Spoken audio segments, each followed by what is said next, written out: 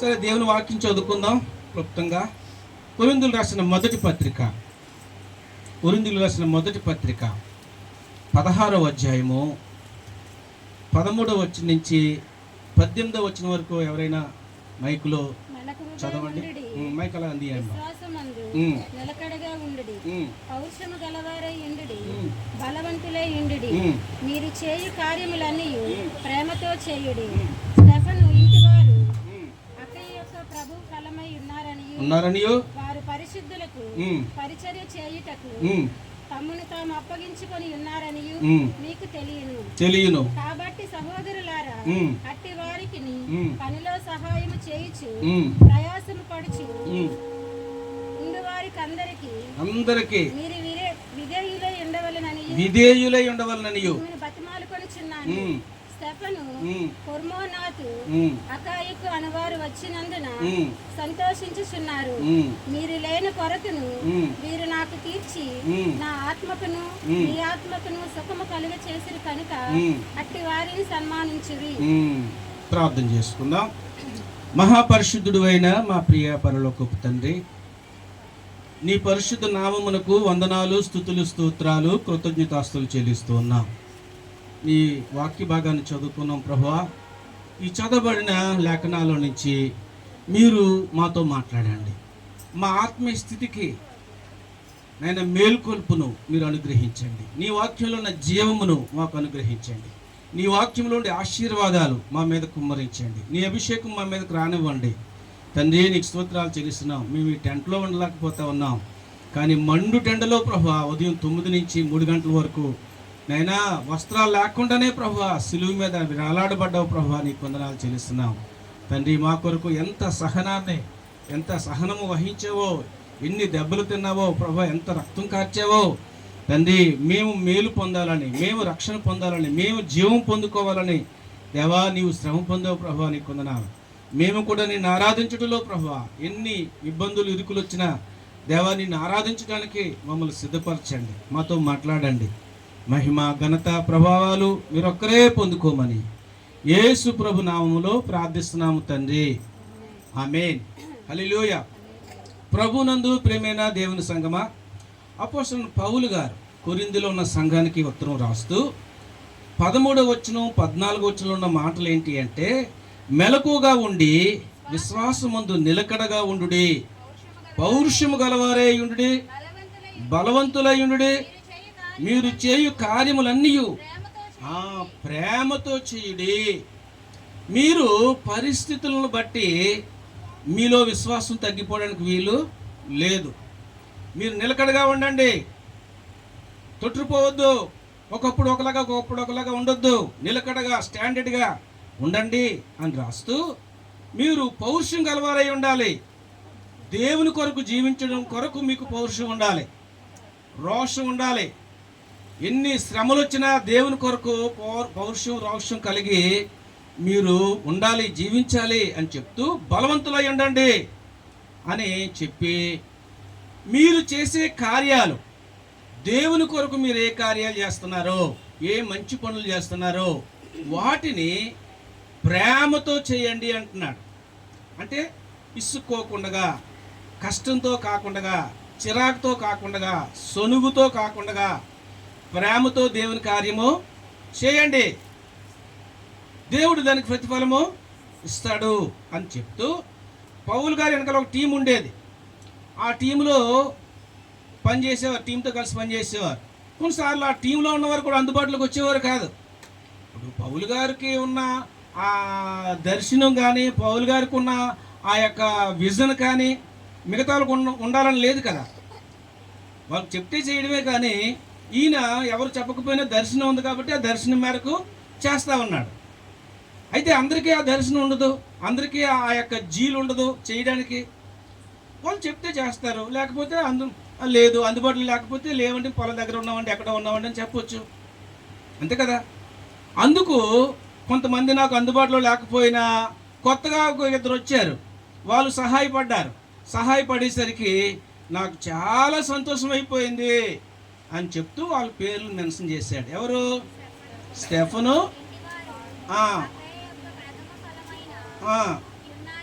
ఉమ్, వారు పరిశుద్ధులకు పరిచర్య చేయుటకు ఉమ్, తమను తాము అప్పగించుకొని ఉన్నారని ఉమ్, నీకు తెలియను. తెలియను. ఉమ్, సహోదరులారా, ఉమ్, అట్టి వారిని ఉమ్, పనిలో సహాయము చేయుచు ఉమ్, ప్రయాసపడుచు ఉమ్, ముందు వారందరికిని ఉమ్, మీరు విధేయులై ఉండవలెనని ఉమ్, మిమ్మల్ని బ్రతిమాలుకొనుచున్నాను. బ్రతిమాలు కొనుచున్నాను అని చెప్తా ఉన్నాడు. కాబట్టి ప్రియ దేవుని బిడ్డలారా, మనము దేవుని పని మనము ప్రేమతో చేయాలి, ఇష్టపూర్వకంగా చేయాలి. యేసు ప్రభు వారు ఆయన ప్రేమతోనే చేశాడు. అయితే ఇది కష్టం, ఈ గిన్నె నా ఎదురు నుంచి తొలగించండి అని ప్రార్థన చేసినప్పటికీ అది దేవుని చిత్తం కాదు కాబట్టి తొలగించలేదు. అది ఆ గిన్నెలో తాగాలి. లోకంలో సకల ప్రజల యొక్క పాపాలు నువ్వు నీ మీద వేసుకోవాలి, దానికి శిక్ష నువ్వు పొందాలి. అది తండ్రి అయిన దేవుని యొక్క చిత్తం. కాబట్టి కుమారుని ప్రార్థన కూడా దేవుడు అంగీకరించలేదు. అయితే ఆయన మరలా తేరుకొని అది సిద్ధపడిపోయాడు ఆ గిన్నెలో తాగడానికి, లేక ఆ సిలువ మోయడానికి, ఆ శ్రమలు అనుభవించడానికి, ఆ సిలువ మరణం పొందడానికి సిద్ధపడిపోయాడు.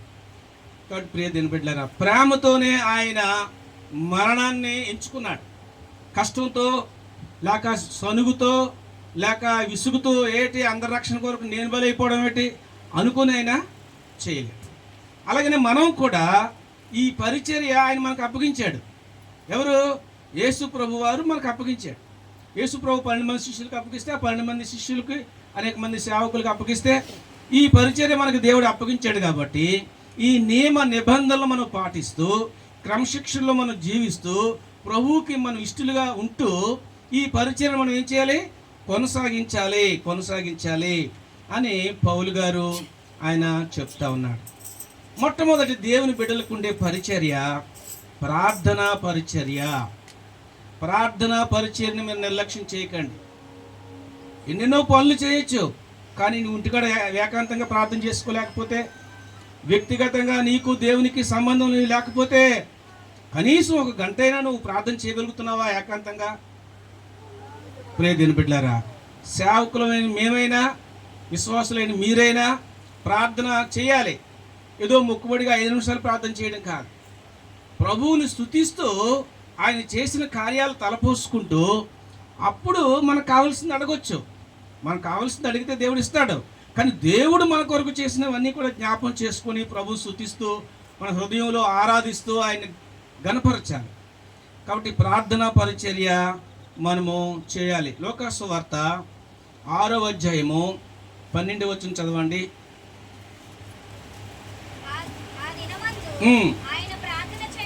ప్రార్థన చేయుటకు కొండకు వెళ్ళి దేవుని ప్రార్థించుటయందు రాత్రి గడిపెను.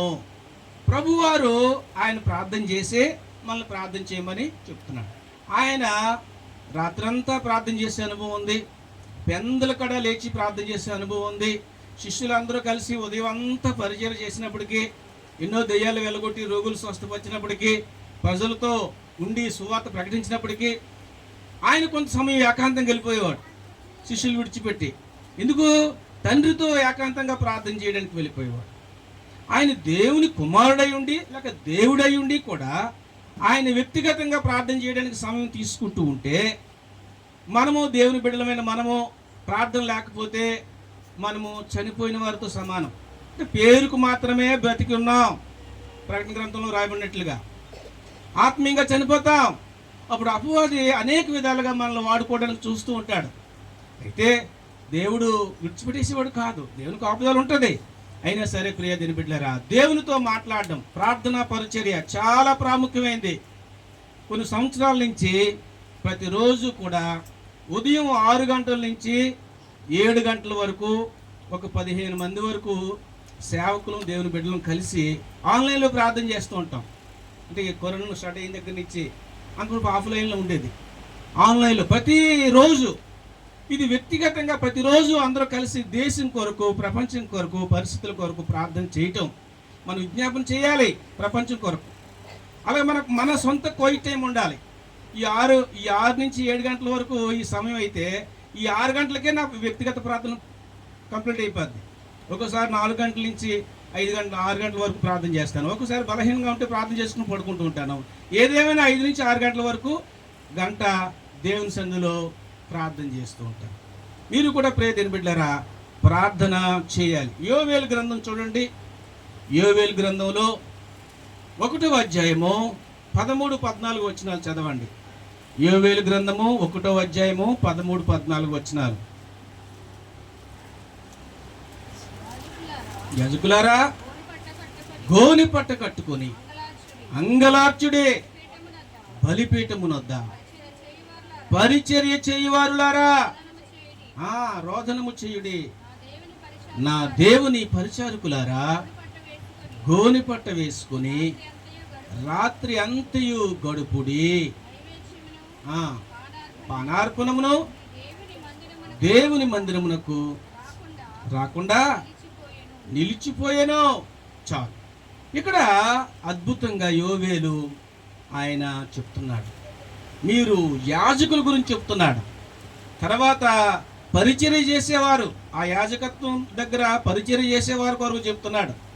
దేవుని బిడ్డలైన వారందరూ కూడా గోని పట్ట కట్టుకొని అంగలార్చండి, ప్రార్థన చేయండి. ప్రజలు నశించిపోతా ఉన్నారు. దేవుని సన్నిధికి రావడం లేదు. ప్రజలు దేవుని సన్నిధికి అర్పణం తీసుకోవడం రావటం లేదు. దేవునికి బలులు అర్పించడానికి ప్రజలు రావటం లేదు. ప్రభువుని ఆరాధించడానికి రావటం లేదు. అయితే మనము యాజకులముగా పరిచర్య చేసే దేవుని బిడ్డలుగా ప్రభువును సేవించే వారంగా మనము ప్రార్థన చేయాలి. ఒకవేళ ప్రభువు నమ్ముకున్న మనమే ప్రార్థన చేయకపోతే లోకం రక్షించబడుతుందా? లోకస్తులు యేసు ప్రభు ఎవరో తెలియదు. వారు యేసు ప్రభుని సొంత రక్షకుడిగా అనుభవించట్లేదు. మామూలుగా యేసు ప్రభు దేవుడని తెలిసేమో కానీ వ్యక్తిగతంగా వారు అనుభవించట్లేదు. రక్షణ అనుభవం వారికి లేదు. రక్షణ అనుభవం యొక్క సంతోషం వారికి లేదు. ప్రియ దేవుని బిడ్డలారా, అనుభవిస్తున్న మనము వారి కొరకు దేవుని సన్నిధిలో విజ్ఞాపన చేయాలి. ప్రేమతో పరిచర్య చేయాలి. ఆ పరిచర్యలో నెంబర్ 1 ప్రార్థన పరిచర్య. తగ్గింపుతో దేవుని సన్నిధిలో ప్రార్థన చేయాలి. దేవునితో మాట్లాడడం, ప్రభుతో మనం మాట్లాడడం. దేవుడు మనతో మాట్లాడతాడు వాక్యం ద్వారా. వాక్యంలో ఉన్న విషయాలు జ్ఞాపకం చేస్తాడు ప్రార్థనలోనే. ప్రియ దేవుని బిడ్డలారా, మనము ప్రార్థన చేయాలి. సమూయేలు ఆయన ఏమంటున్నాడు? 7వ అధ్యాయం చూడండి, 5వ వచనం చదవండి. సమూయేలు, మొదటి సమూయేలు గ్రంథంలో 7వ అధ్యాయము 5వ వచనం చదవండి. మొదటి సమూయేలు గ్రంథం 7వ అధ్యాయము.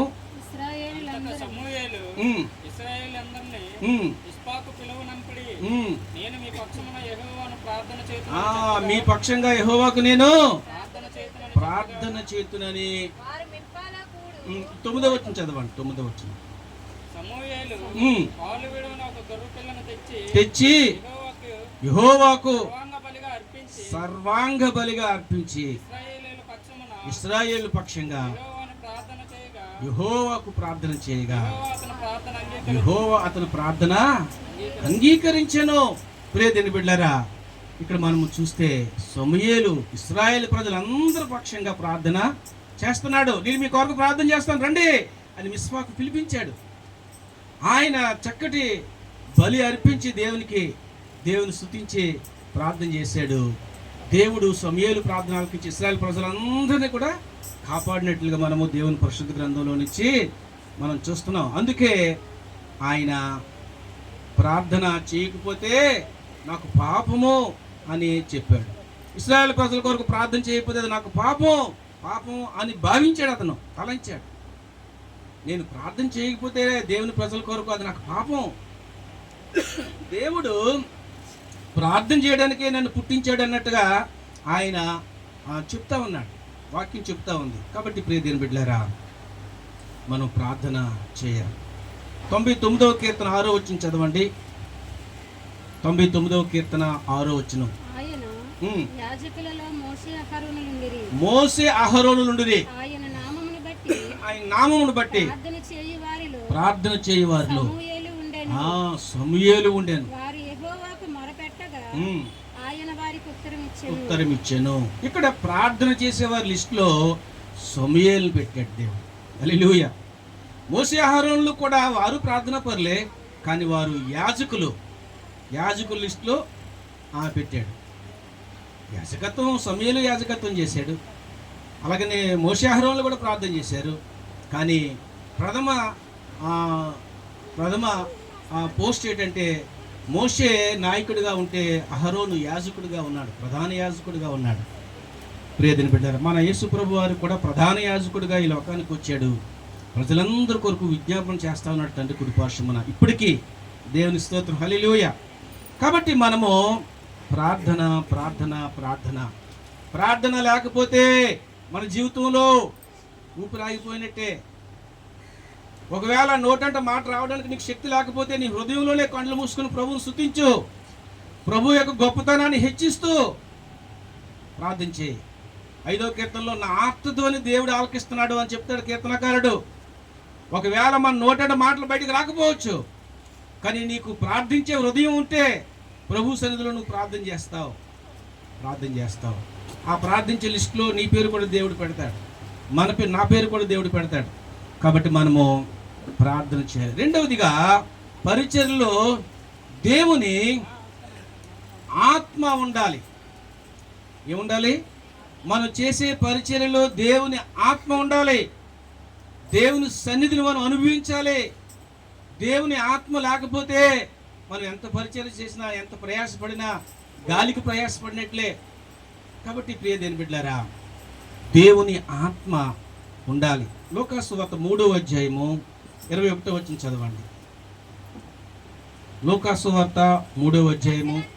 ప్రజలందరూ బాప్తిసం పొందినప్పుడు యేసు కూడా బాప్తిసం పొంది ప్రార్థన చేయుచుండగా ఆకాశము తెరువబడి పరిశుద్ధాత్మ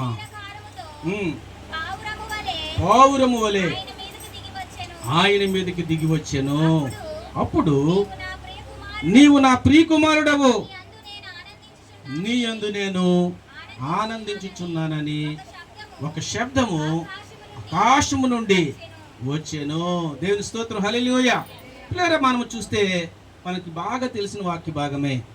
యేసు ప్రభు వారు ఆయన బాప్తిస్ము పొందిన తర్వాత పరిశుద్ధాత్మ దేవుడు ఆయన మీద వ్రాలడం, ఆకాశం తెరవబడడం, ఈయన నా ప్రియకుమారుడు, ఈయన యందు నేను ఆనందిస్తా ఉన్నాను అని చెప్పడం మనము చూస్తాం.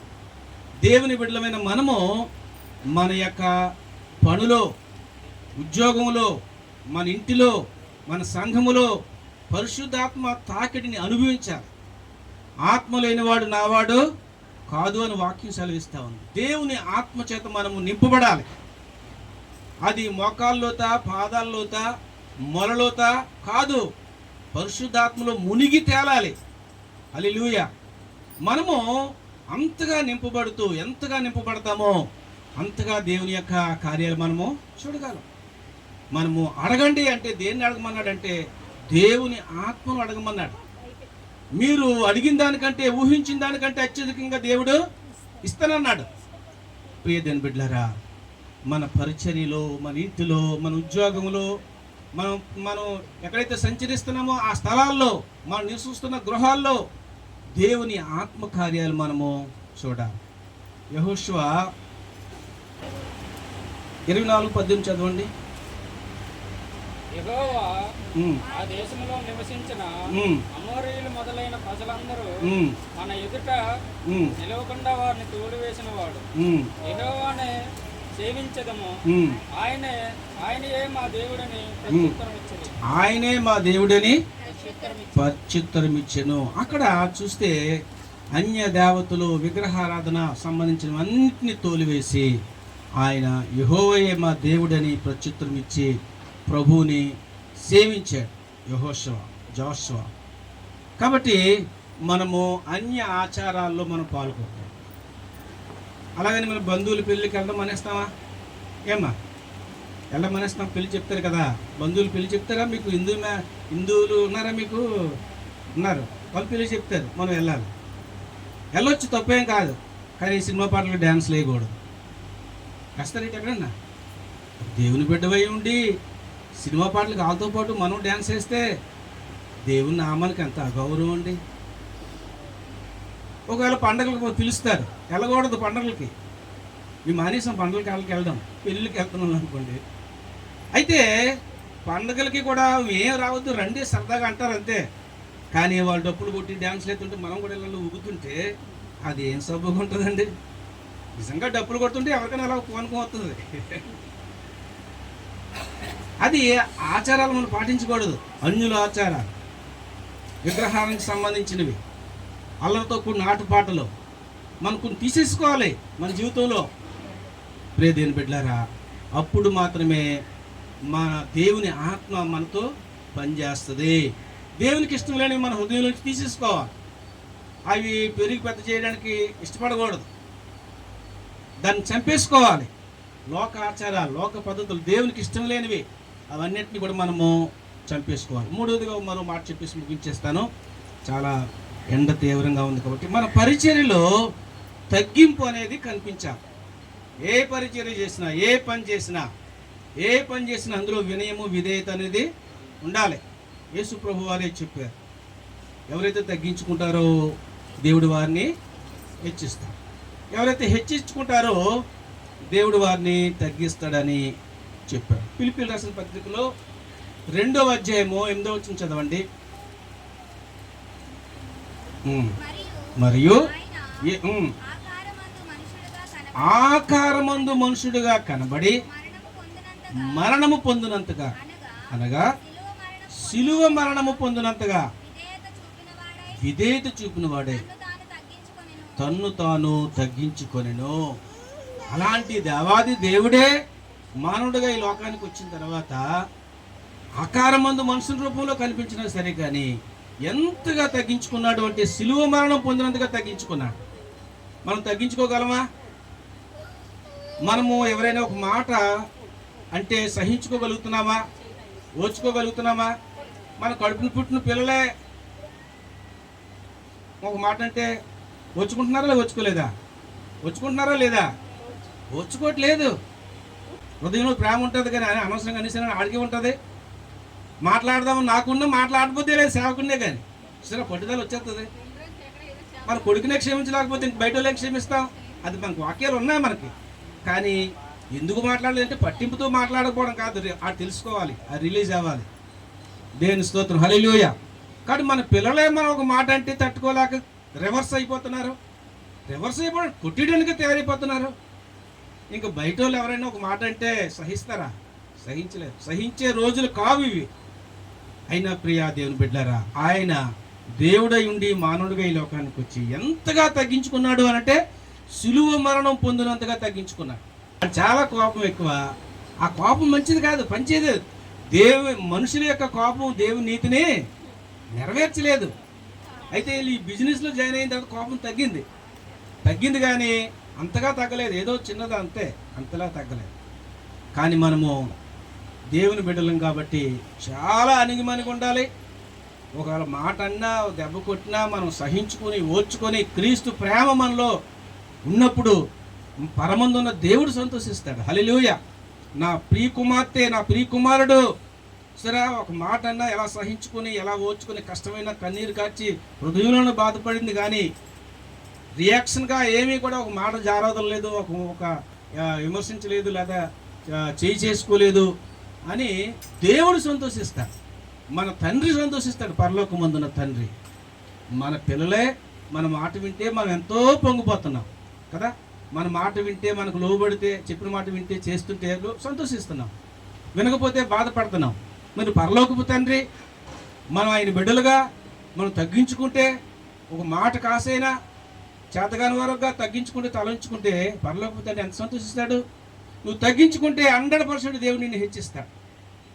ప్రియ దేవుని బిడ్డలారా, మనము తగ్గించుకొని ఈ యొక్క దేవుని పరిచర్యలో పనిలో ముందుకు సాగుదాం. దేవుడి మాటలు మన కొరకే దీవించును గాక. ఆమేన్, ఆమేన్.